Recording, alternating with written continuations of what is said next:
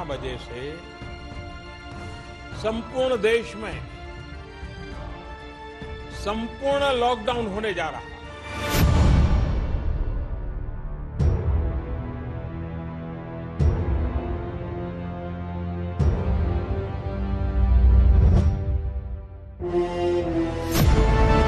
पांच अप्रैल को रविवार को रात 9 बजे घर की सभी लाइटें बंद करके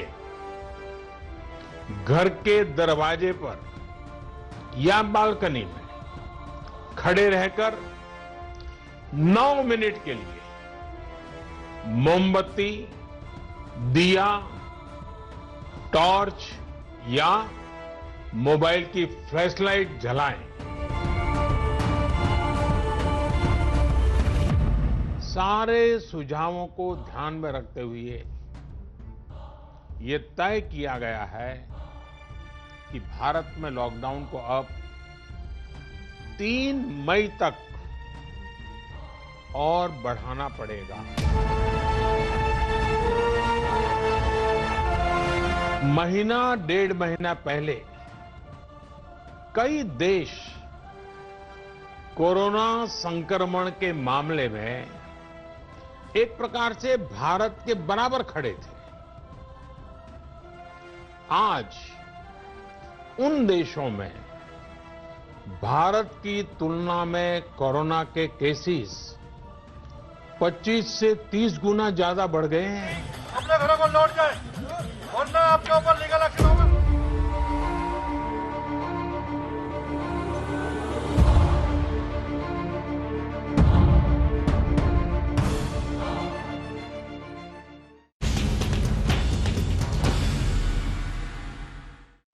नमस्कार, मैं हूं श्वेता सिंह। लॉकडाउन के 50 दिन पूरे, तीसरे चरण की शुरुआत और उसके साथ ही बहुत कुछ अलग जो लॉकडाउन 1 से आज नजर आता है।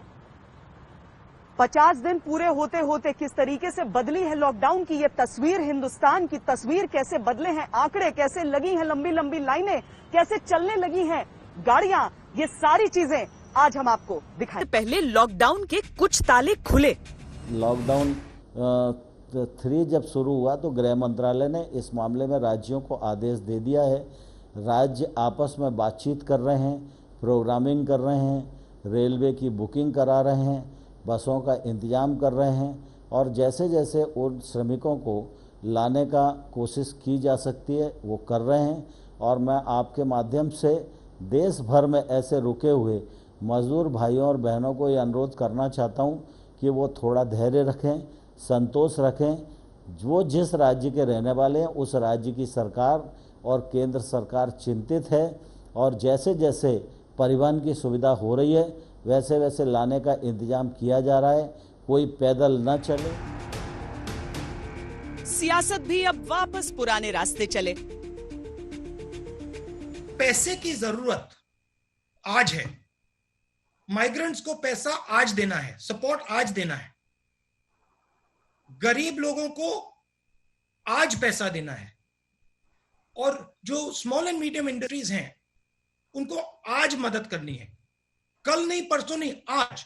क्योंकि अगर हमने आज नहीं मदद की तो जो जॉब लॉसेस हो रही हैं वो सुनामी बन जाएंगी। तो उसको हमें उनको कॉन्फिडेंस देना है, उनको प्रोटेक्ट करना है। लेकिन एक चीज इंपॉर्टेंट है, आज हमें होप की जरूरत है, हॉरर की जरूरत नहीं है। कुछ लोग होप पर विश्वास नहीं करते, हॉरर पैदा करके, डर और खौफ का माहौल पैदा करके कहीं ना कहीं गुमराह करने की कोशिश करते हैं। अभी मैं आज सुबह देख रहा था कि एक पार्टी के बहुत बड़े नेता है, उन्होंने जो है वो 20 सवाल पूछ लिए कि साहब ये जो आरोग्य सेतु है उससे लेकर के और तमाम जो है वो प्रवासी जो मजदूर हैं उनको लेकर के पीएमओ की बात कह डाली। मुझे लगता है कि राहुल बाबा को मम्मी जी का पीएमओ याद आ रहा है, मोदी जी का पीएमओ समझ में नहीं आ रहा है। राशन से लंबी लाइन लगी शराब के लिए। बुजुर्ग आदमी, नींद नहीं आ रही थी कई दिनों से, कोरोना से ज्यादा हमें दारू से प्यार था। इससे भी सैनिटाइज कर सकते हैं हाथ अपने, ये भी एक किस्म की दवाई है। कि माए खाने का रास्ता एक बेवफा ने दिखा दिया, बिन पिए करार नहीं, शराबी ऐसा बना दिया, शराबी ऐसा बना दिया। मैंने 12 लेनी है। क्यों लेनी है? बेचने के लिए कि पीने के लिए? मैंने पीने के लिए लेनी है। अपने लिए कि पड़ोस के लिए? इसलिए लेनी है, दोबारा फिर बंद हो जाए ताकि दिक्कत तो नहीं आएगी ना। जब शाहजहां ने मुमताज को हासिल कर लिया तो क्या ये शराबी के दारू को नहीं हासिल कर सकते क्या? बताइए आप। पाकिस्तान आज भी बेताब आतंकवाद के लिए। आतंकवादी कुछ रहेंगे, जो अभी बचे हैं उनका भी सफाया होगा। और मानकर चलिए, जो हमारे सशस्त्र बल हैं, सेना है, जेएनके की पुलिस है, सीआरपीएफ है, बीएसएफ है, सब लोग जो वहां पे लगे हुए हैं वो इसी चीज को लेकर लगे हुए हैं कि वहां से आतंकी समाप्त हो जाए। कोरोना से जंग में थोड़ी खुशी, थोड़ा गम है। देखिए, सबसे इंपॉर्टेंट चीज है कि हमारे नेशनल हाईवे पूरे ओपन हुए हैं और करीब 65 से 70% गुड्स ट्रांसपोर्ट उस पर आया है। उसके साथ साथ पोर्ट, एक्सपोर्ट और इंपोर्ट का काम और पोर्ट का भी कामकाज पूरा शुरू हुआ है। ये बात जरूर है कि कोरोना का संकट भी गंभीर है और दूसरी ओर हमारी इकोनॉमी के भी अनेक सवाल, समस्या हमारे सामने खड़ी है। इस लड़ाई में 50 दिन का लॉकडाउन भी लग रहा कम है। मैं पूरी तरह से ऑप्टिमिस्ट हूँ। मैंने पहले भी कहा कि आने वाले सप्ताह जो भी होंगे उनमें धीरे धीरे करके हमारा जो कर्व है ये पूरी तरह से फ्लैट भी होगा और उसके बाद ये रिवर्स भी होगा। और निश्चित रूप से कोरोना के खिलाफ जो हमारी जंग चल रही है, इसमें हम सबको मिलकर एक निर्णायक विजय प्राप्त होगी। भूखमरी आ गया सर, खाने को कुछ नहीं मिला, हम लोग बहुत परेशान हैं।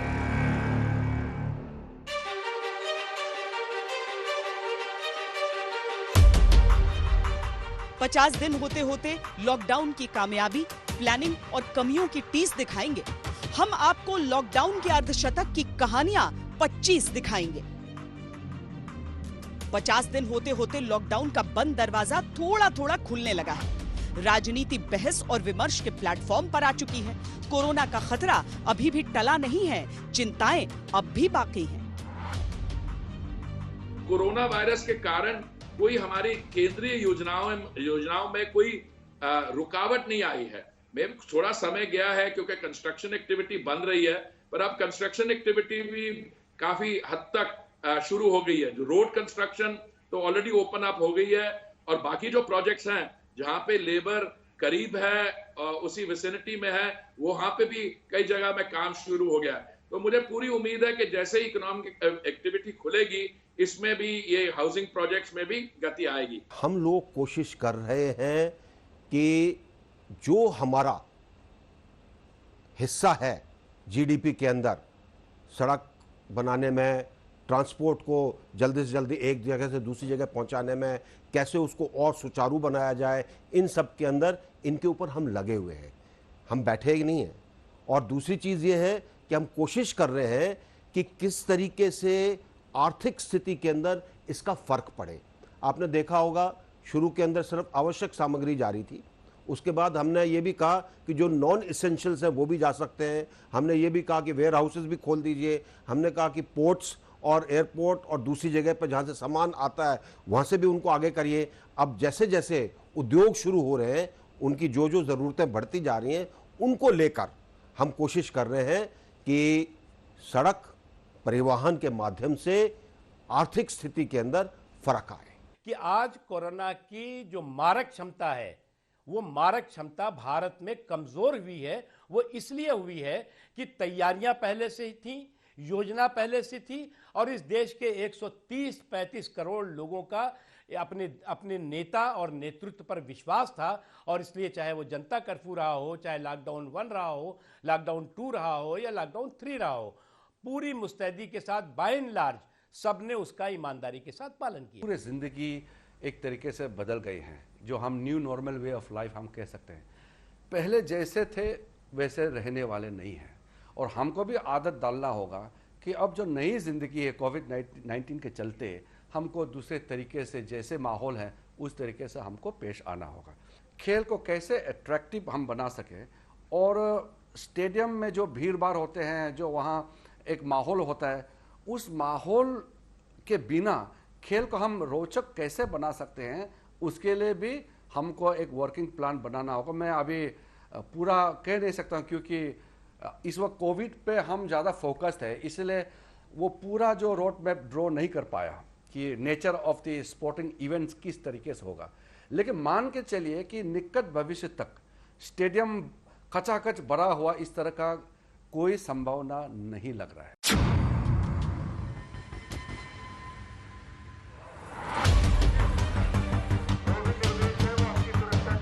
पचास दिन पूरे होते होते लॉकडाउन की सबसे दर्दनाक तस्वीर धीरे धीरे बदल रही है। मजदूर अपने घरों की ओर लौट रहे हैं, पर हमारे कुछ श्रमिक मंजिल तक पहुंचने से पहले अपने सपनों की तरह कुचल भी गए। लॉकडाउन ने कोरोना से जूझने में देश की मदद की है, लेकिन अलग अलग कारणों से श्रमिकों के जीवन में मायूसी ही रही। हालांकि लॉकडाउन के तीसरे चरण के ऐलान से पहले 1 मई से रेलवे ने 222 विशेष ट्रेन चलाई। सरकारी आंकड़ा 8 मई तक 2.5 लाख लोगों को घर पहुंचाने के दावे करता है। सरकार का प्रयास है कि विदेशों में फंसे हुए नागरिकों को चरणबद्ध तरीके से भारत वापस लाएं। यात्रा की व्यवस्था नॉन शेड्यूल्ड कमर्शियल फ्लाइट्स और नौसेना के जहाजों द्वारा की गई है, जिसकी प्रक्रिया 7 मई से शुरू हो गई है। मैं फिर से सबसे अनुरोध करूंगी कि यात्रा के दौरान सार्वजनिक स्थानों पर, कार्यस्थलों पर हम राष्ट्रीय निर्देश, सोशल डिस्टेंसिंग और हेल्थ प्रोटोकॉल्स का पूर्ण रूप से अनुपालन करें।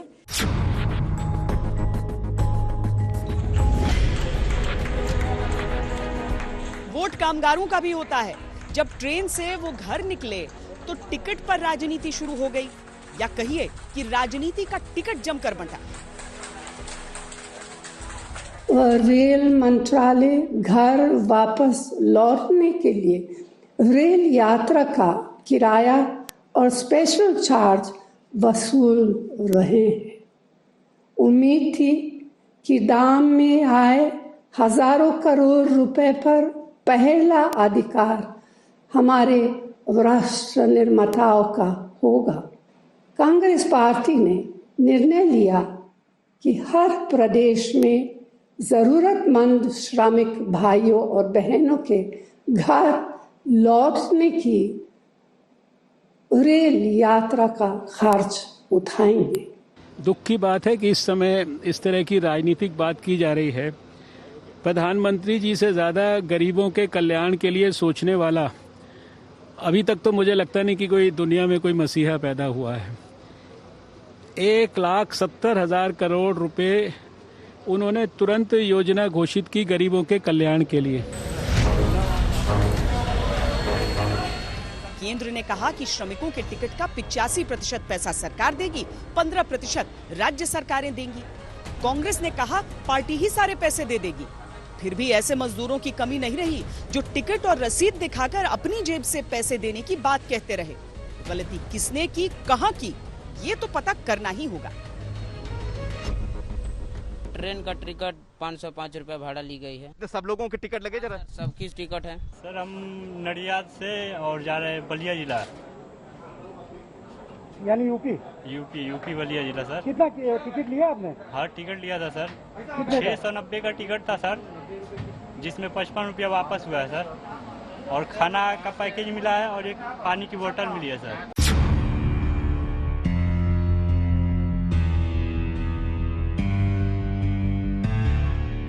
पचास दिन लॉकडाउन के होते होते केंद्र सरकार ने वंदे भारत मिशन के तहत तय किया कि जो भारत का है और कोरोना संक्रमण के बाद बदले हालात में वापस भारत आना चाहता है, उसे लाया जाएगा। पहली खेप विदेश से लौटने वाले भारतीयों की आ चुकी है। पहले चरण में 64 देशों से एक सप्ताह के अंदर करीब 15,000 लोगों को वापस लाना है। विदेश में रहने वाले करीब 1,90,000 भारतीय वापसी के लिए रजिस्ट्रेशन करा चुके हैं। विदेश मंत्रालय के अनुसार ये संख्या 4 लाख तक जा सकती है। लौटने वाले लोगों को क्वारंटीन की शर्तों का पालन करना जरूरी होगा। जहां हवाई जहाज नहीं जा सकते, वहां नौसेना के जलपोत भारतीयों को वापस लाने के लिए तैयार हैं। वाइस बड़ा मजा हो अगर यूं अजाब हो, दोज़ख में पाओ हाथ में जामे शराब। ये जो शराब की दुकानों के बाहर किलोमीटर से लंबी लाइनें लगती हैं, वो किसी दोज़ख से कम नहीं होती हैं, लेकिन उसके बावजूद ये लग रही। लॉकडाउन के 50 दिनों की एक हकीकत ये भी है कि 70% टैक्स लगा दिया गया दिल्ली जैसे शहर में, लेकिन उसके बावजूद 1% की कमी नहीं आई उन लोगों में जो शराब खरीदना चाहते थे।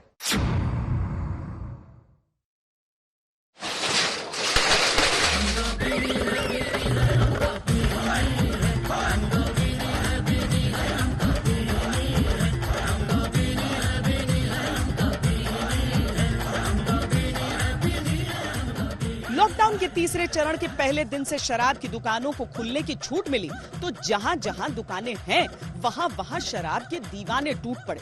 जल्दी से जल्दी अपने घरों को लौट जाए, वरना आपके ऊपर लीगल एक्शन होगा।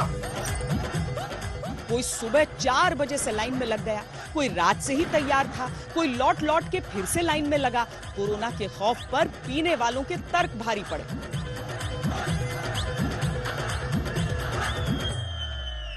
दवाई है, दवाई के रूप में लेते हैं। हम लोग घर पे रहते रहते दिमाग खराब हो गया, इसीलिए हम लोग थोड़ा शांति के लिए थोड़ा वाइन शॉप पे आए लेने। को मन की निकाल लेंगे, तमन्ना है, सब आत्मा सूख गई, सही हो जाएंगे।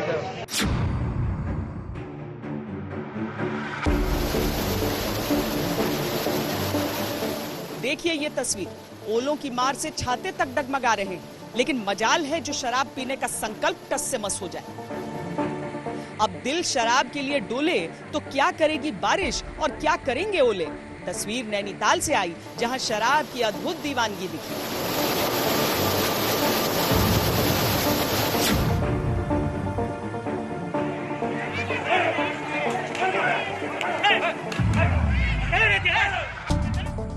लॉकडाउन के 2 चरणों में तबलीगियों ने परेशान किया, तो तीसरे चरण में तलब वालों ने लॉकडाउन की सारी मर्यादाएं ताक पर रख दी।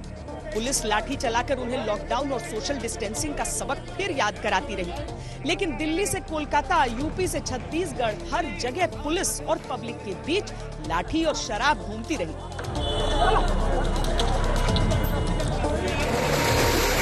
कई जगह दुकानें फिर से बंद की गईं, तो कई जगह ऑनलाइन सुविधा भी लॉकडाउन के 50 दिन पूरे होते होते देखने को मिली।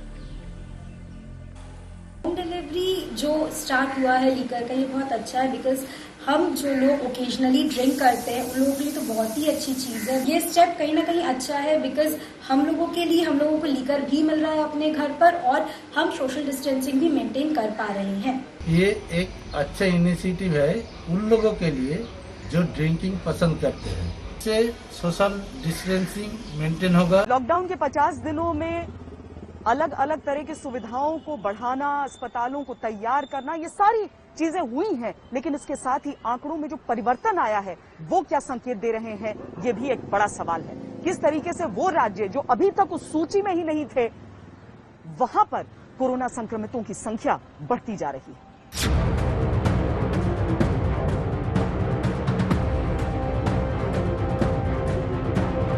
लॉकडाउन के बावजूद देश में संक्रमितों का आंकड़ा बढ़ा है। शायद रियायतों को लोगों ने संपूर्ण छूट मान लिया।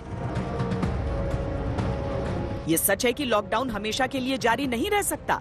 हमें खुद इस बीमारी से रखवाली करनी होगी। लॉकडाउन के इन 3 चरणों में ये भी समझ लें तो बेहतर है कि कंफर्म केसेस की संख्या में 3,390 केसेस का इंक्रीज नोट किया है, पर साथ ही 1,273 पेशेंट्स क्योर भी हुए हैं। इस तरीके से हम देखते हैं कि क्योर पेशेंट की संख्या में लगातार वृद्धि हो रही है, जो कि एक पॉजिटिव न्यूज़ है। हमारी रिकवरी परसेंटेज देखें तो वह अभी 29.36% हो चुकी है, यानी कि अब तक हॉस्पिटलाइज हुए पेशेंट में से लगभग हर 3 में से 1 पेशेंट रिकवर क्योर हो चुका है, और यह रिकवरी रेट, जैसे कि हम बताते रहे हैं, लगातार बढ़ रहा है।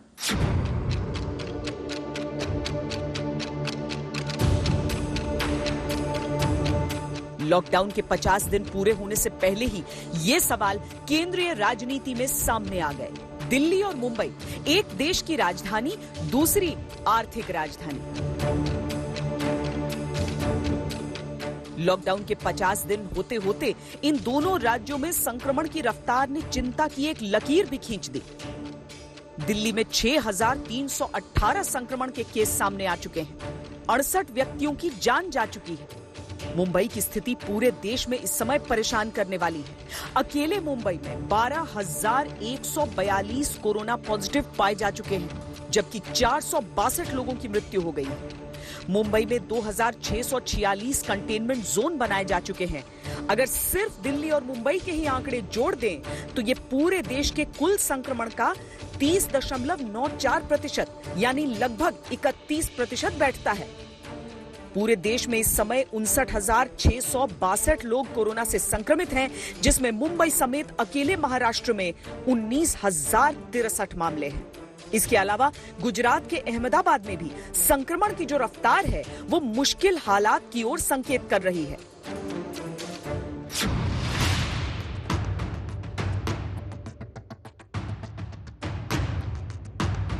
गुजरात में संक्रमण इतनी तेजी से बढ़ा कि देश की उम्मीदों के हाथ पांव फूलने लगे।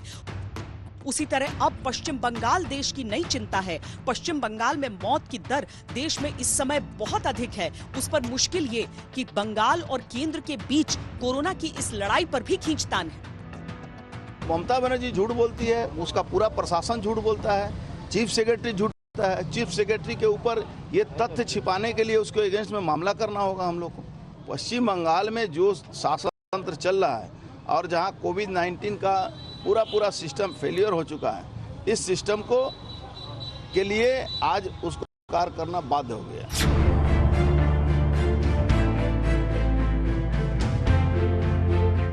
लॉकडाउन के 50 दिन बीतते बीतते उम्मीद, निराशा, आशा, उत्साह, परेशानी के कई चेहरे दिखे, लेकिन देश के वैज्ञानिकों ने इस बीच जो खबर सुनाई वो अच्छी है।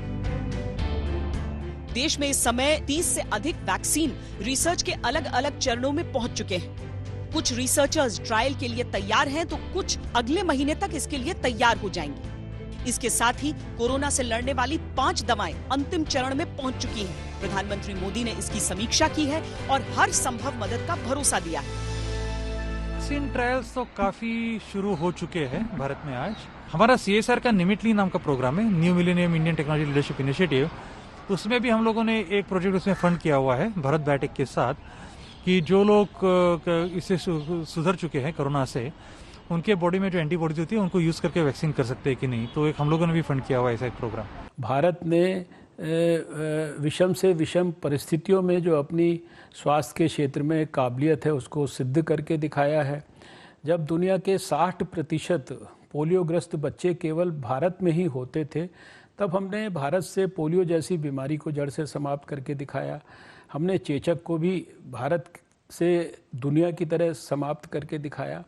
और जब भी किसी बड़ी बीमारी का प्रकोप भारत में आया तो इतने बड़े देश में जब दुनिया के लोगों ने ये आशंका व्यक्त की कि भारत इसको कैसे संभाल सकता है, भारत को हमेशा सफलता मिली है। इसलिए मुझे फिर कहूँगा कि अभी भी पूरा विश्वास है कि कोरोना के खिलाफ जंग में हमारी विजय होगी। अमेरिका, इटली, इजरायल समेत भारत उस मुकाम पर पहुंच चुका है जहां से वो दुनिया के लिए कोरोना से युद्ध में जीत की गारंटी बनने की स्थिति में दिख रहा है। भारत के वैज्ञानिक ये भरोसा भी दिला रहे हैं कि हम हैं ना। लॉकडाउन के 50 दिन के साथ ही जो कहानियां हमारे सामने आ रही हैं उसमें एक बहुत दर्दनाक लेकिन क्रूर कहानी है पाकिस्तानी आतंक की। पिछले कुछ दिनों में आतंकवादी गतिविधियों में जिस तरह की बढ़ोतरी देखी गई है और भारतीय सुरक्षा बलों ने जिस तरह उसका जवाब दिया है, वो ये बताता है कि भले ही हम कोरोना से एक मोर्चा ले रहे हों, लेकिन ऐसा नहीं है कि आतंक के सामने किसी ने भी हथियार डाले हैं। भारतीय सुरक्षा बल पूरी तरीके से सक्षम है और सशक्त जवाब दे रहे हैं।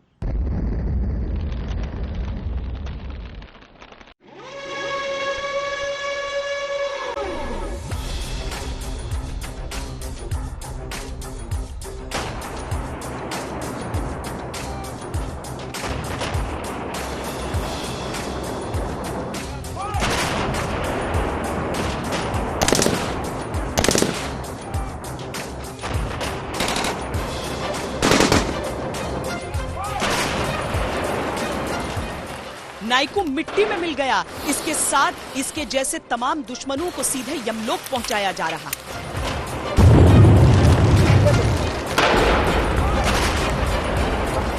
जब 2020 का इतिहास लिखा जाएगा तब ये भी लिखा जाएगा कि सारी दुनिया कोरोना से निपटने की वैक्सीन ढूंढ रही थी। पाकिस्तान अपने आतंकवादियों के जरिए उस वक्त भी कश्मीर में घुसने की जगह तलाश रहा था। खैर, सेना की मुस्तैदी ने जो आया वो मारा गया, जो छुपा बैठा था उसका अंजाम रियाज नायकू जैसा हुआ।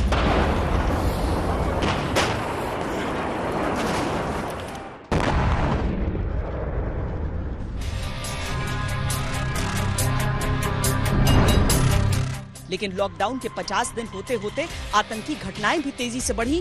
अकेले अप्रैल महीने में ही सुरक्षा बलों की आतंकियों से 17 बार मुठभेड़ हुई, जिसमें 29 आतंकवादी मारे गए, जबकि 2020 के पूरे 4 महीनों में मारे गए कुल आतंकवादियों की संख्या 50 है।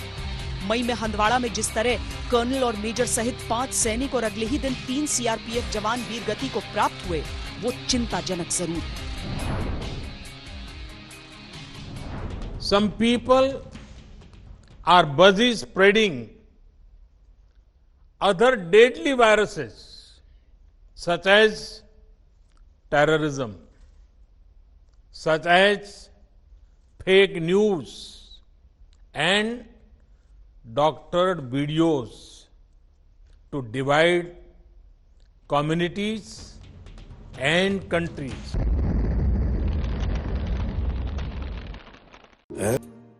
48 घंटे के अंदर आतंकी हमलों में देश ने 5 सेना के जांबाज और 3 सीआरपीएफ के लड़ाकों को खोया तो बेचैनी का करंट पूरी देश में दौड़ गया।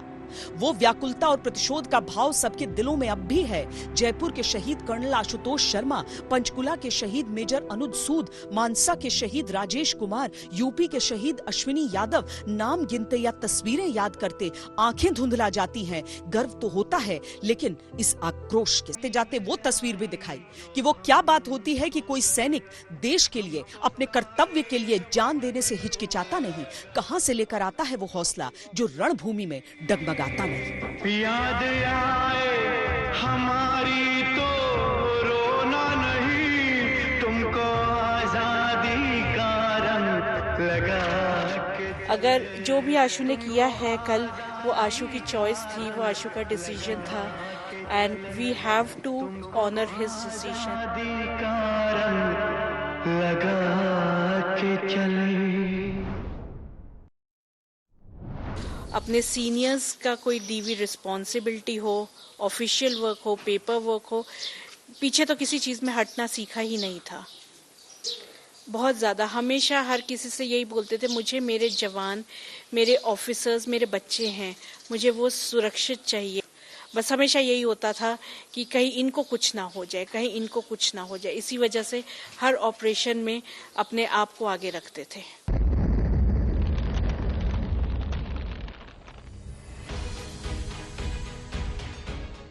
लॉकडाउन की नौबत न आती तो भारत चांद पर तिरंगा गाड़ने की तैयारी कर रहा होता, लेकिन मध्यकालीन कबीले की सोच वाला पाकिस्तान सरहदों की जाली के नीचे से ही घुसने में व्यस्त है। इस साल बीते 4 महीने में पाकिस्तान 1450 बार सीज फायर उल्लंघन करके भारत को उकसा चुका है। अकेले मार्च में ही उसने 411 बार सीज फायर उल्लंघन किया। सरकार ने मार्च में लॉकडाउन से पहले संसद को जानकारी दी थी कि 1 जनवरी से 23 फरवरी तक पाकिस्तान ने अंतर्राष्ट्रीय सीमा और नियंत्रण रेखा पर 646 बार सीज फायर का उल्लंघन किया। इस समय जो पाकिस्तान की स्थिति है वो एक इस प्रकार है कि उनसे अपना देश तो संभल नहीं रहा है। जिस प्रकार वहां पर महामारी का प्रकोप है, जिस तरीके से वहां पर मुल्ला जो है वो सरकार को कह रहे हैं कि तुम ये नहीं करोगे, जिस तरीके से वहां पे सेना उनको कह रही है कि तुम ये नहीं करोगे, तो काफी स्थिति वहां पे खराब दिखती है। ऐसी स्थिति के अंदर वो कुछ ऐसा करने की सोच रहे हैं कि सब लोग उनके साथ इकट्ठे हो जाएं। मुझे नहीं लगता कि सब लोग इकट्ठे होंगे। और जिस प्रकार भारत संयम के साथ पूरे विश्व को साथ लेकर चल रहा है, जो हमारी छवि है आज विश्व के अंदर, जो मोदी जी की छवि है आज विश्व के अंदर, उसका हमको पूरा फायदा मिलेगा और जो चीज हम चाहते हैं वो जरूर अंत में हमको हासिल होगी।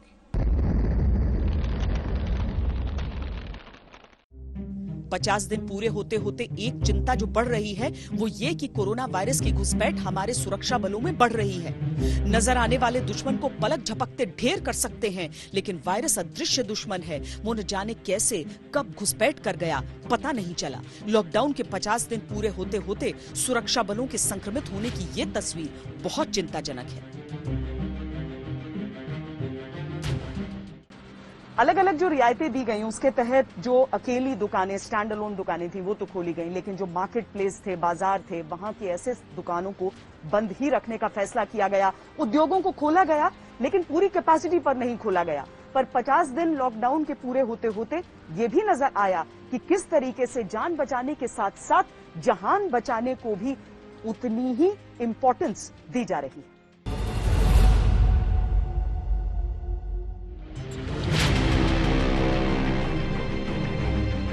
लॉकडाउन 2 खत्म होते होते देश की अर्थव्यवस्था करीब 10 लाख करोड़ रुपए के नुकसान तक पहुंच गई। इसके आगे देश को संभाल पाना बहुत मुश्किल होगा। लॉकडाउन के 50 दिन पूरे होते होते अर्थव्यवस्था का पहिया सरकार ने घुमाना शुरू कर दिया। ग्रीन, ऑरेंज और रेड जोन में पूरे देश को बांटकर सरकार ने आर्थिक गतिविधियों को शुरू करने की अनुमति दी। सोशल डिस्टेंसिंग और सावधानी को सबसे ऊपर रखा गया। हॉटस्पॉट को छोड़कर हर जगह काम और निर्माण की अनुमति दी गई। सरकार ने पहले 1.7 लाख करोड़ का पैकेज जारी करके लोगों को राहत दी थी। अब उद्योगों को वापस पटरी पर लाने के लिए कई और तरह के आर्थिक पैकेजेस की तैयारी हो रही है। दूसरी ओर हमारी इकोनॉमी के भी अनेक सवाल, समस्या हमारे सामने खड़ी है। लगातार लॉकडाउन से काफी बड़ी समस्या है कि लोगों के रोजगार चले गए हैं और ऐसे स्थिति में कोरोना में रहकर जीवन जीने का आर्ट ऑफ लिविंग हमको निश्चित रूप से सब लोगों को उसको समझना होगा। और इसलिए सरकार की कोशिश यही है कि धीरे धीरे एक तरफ लॉकडाउन भी रहे और दूसरी ओर निश्चित रूप से इकोनॉमी के दृष्टि से कुछ बातों को सुचारू रूप से शुरू भी करें। ऑटो इंडस्ट्री हमारे देश का एक महत्वपूर्ण उद्योग है और इसमें 6% हमारा जीडीपी होता है। नौकरियां बहुत बड़े पैमाने पर होती है और उसके साथ साथ हमारा एक्सपोर्ट भी बहुत होता है, हमारा जीडीपी का हिस्सा बहुत होता है। तो ये इंडस्ट्री चले, इसमें इस बार 2 व्यवधान आए। एक तो BS6 में हमने ट्रांसफर करना था, तो BS4 से सारे नई गाड़ियां BS6 प्रणाली के तैयार हुए हैं। अब मुझे पूरा विश्वास है कि जल्दी ही ऑटो की पूरी बिक्री और सारी प्रक्रिया फिर से कल कारखाने मारुति का शुरू ही हो गया, बाकी भी शुरू होंगे और ये गति फिर से पकड़ेगी। लोग लेने के लिए अभी वेट कर रहे थे कि BS6 आने के बाद हम वाहन खरीदी करेंगे। मुझे पूरा विश्वास है जैसे ही 17 तारीख के बाद मेरा विश्वास है कि बहुत बड़े पैमाने पर बंधन धीरे धीरे दूर होते जाएंगे, तब लोग निश्चित खरीद फिर से शुरू करेंगे और तब ये इंडस्ट्री भी जोर से चलेगी।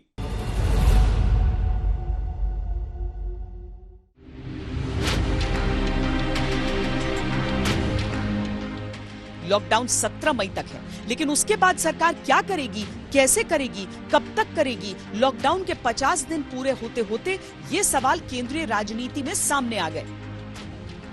सोनिया गांधी ने कांग्रेस शासित राज्यों के मुख्यमंत्रियों के साथ मीटिंग की। केंद्र पर कई आरोप लगे और कांग्रेस की चिंताएं जाहिर की गई। केंद्र सरकार पर यह आरोप लगा कि गैर बीजेपी शासित राज्यों के हितों की अनदेखी की गई है। उद्योग धंधों के पुनरुद्धार के लिए आर्थिक पैकेज को लेकर भी कांग्रेस शासित राज्यों के मुख्यमंत्रियों ने केंद्र को घेरा। और सबसे बड़ा सवाल ये उठा कि दिल्ली में बैठकर राज्यों की स्थिति का आकलन क्यों किया जा रहा है। आज ये चाहिए, आज ये चाहिए, आज ये चाहिए, ऐसा 8-10 बार बोला। मैं कहना चाहता हूं, आज हमने 15 किलो चावल या गेहूं फ्री में दिया है 60 करोड़ लोगों को। आज हमने 3 किलो दाल लोगों को फ्री में दी है, आज दी है। आज 20 करोड़ महिलाओं के खाते में 500 रुपए हर महीने के ऐसे 3 महीने जमा हो रहे। आज 8 करोड़ महिलाओं के घर में 3 गैस सिलेंडर मिल रहे हैं फ्री में। आज के दिन 3 करोड़ लोगों को एक 1000 रुपये सहायता के रूप में मिले हैं जो वरिष्ठ नागरिक है। आज के दिन 8 करोड़ लोगों को, किसानों को 2-2 हज़ार रुपये उनके बैंक खाते में मिले हैं। तो मिल रहे पैसे बाबा 1,70,000 करोड़ रुपए ग्रामीण जनता के लिए ही दिए हैं, वो खाते में जा रहे हैं। पहले क्या होता था, राजीव गांधी कहते थे कि मैं 100 रुपये भेजता हूँ, 15 ही रुपये पहुंचते हैं। अब मोदी जी 100 रुपये भेजते हैं और 100 के 100 खाते में पहुंच रहे, और इसलिए जिनको बीच में 85 रुपये मिलते थे वो आज परेशान है।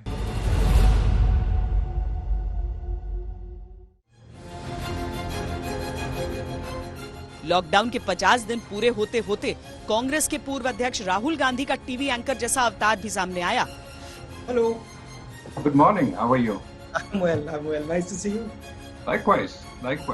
पहले उन्होंने आरबीआई के पूर्व गवर्नर रघुराम राजन से आर्थिक नीतियों पर चर्चा की। फिर उन्होंने नोबेल पुरस्कार विजेता अभिजीत भट्टाचार्य से भी आर्थिक व्यवस्था को पटरी पर लाने के फॉर्मूलों पर डिस्कशन किया। Direct cash transfer.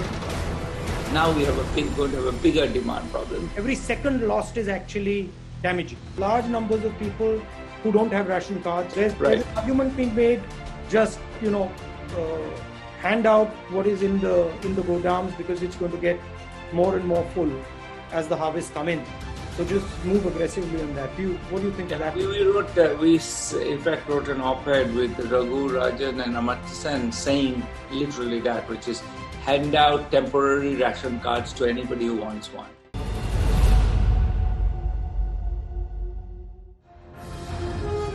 लॉकडाउन के इन्हीं 50 दिनों के पूरे होते होते एक और दिलचस्प आंकड़ा सामने आया, वो है इंटरनेट डेटा का उपयोग।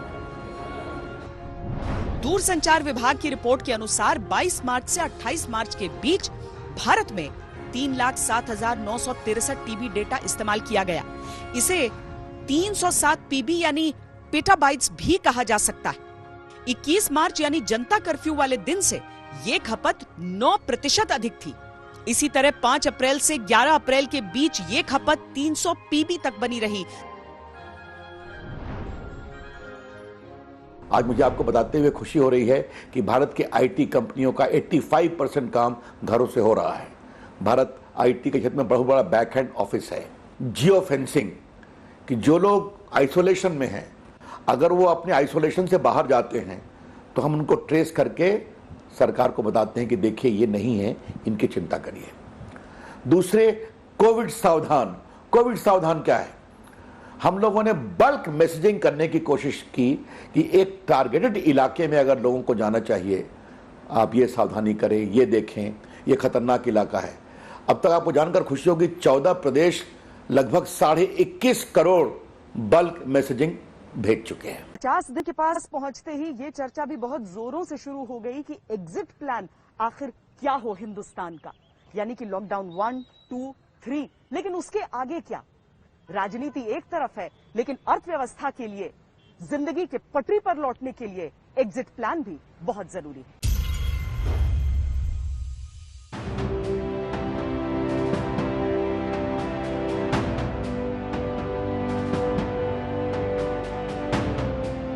लॉकडाउन का तीसरा चरण 17 मई को पूरा होगा।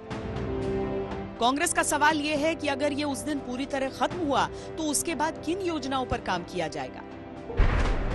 इसको लेकर केंद्र सरकार का दावा है कि प्लान तैयार है और उसके हिसाब से देश को वापस पटरी पर लाने की कोशिशें की जाएंगी।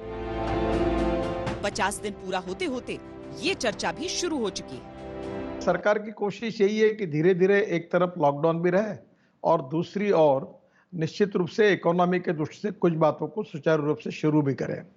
तो मुझे लगता है इसके बारे में निर्णय तो होम मिनिस्ट्री के लेवल पर होगा, पर स्वाभाविक रूप से जिस प्रकार से धीरे धीरे एक एक बात खुल रही है, तो मैं भी उम्मीद रखता हूं कि आने वाले कुछ दिनों में इससे भी जरूर कोई ना कोई मार्ग निकलेगा, ऐसा मेरा विश्वास है। क्योंकि हमारे जो ट्रांसपोर्ट सेक्टर में जो बसेस वाले हैं, उन्होंने मुझे बताया कि हमारा कर्जा बढ़ रहा है, ब्याज है, लोगों के तनख्वाह दे रहे हैं और इस समय हमारी हालत बहुत ख़राब है।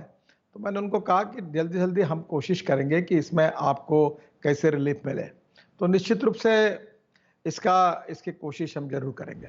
17 मई के बाद क्या के सवाल को लेकर सरकार की नीयत और नीति को कटघरे में विपक्ष भी खड़ा करने की कोशिशें कर रहा है। तरीका निकालना है, रास्ता निकालना है। नतीजा ये कि लॉकडाउन के 50 दिन पूरे होते होते तलवारें खींचने लगी हैं, सियासत के महारथी फिर से मैदान में उतरने लगे हैं।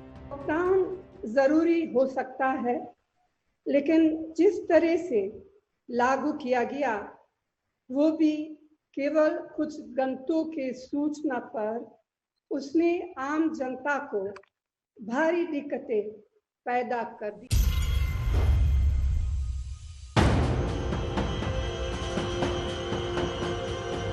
राजनीति से दूर लॉकडाउन के 50 दिनों के खत्म होते होते सड़कों पर हिरण, नीलगाय, ये तस्वीर गिर सोमनाथ के गांव की है।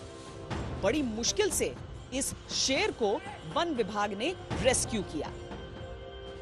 कुछ दिन पहले इसी तरह की तस्वीरें जूनागढ़ से भी आई थी, जब 2 शेरों ने शहर में घुसकर पालतू जानवरों को अपना शिकार बनाया था।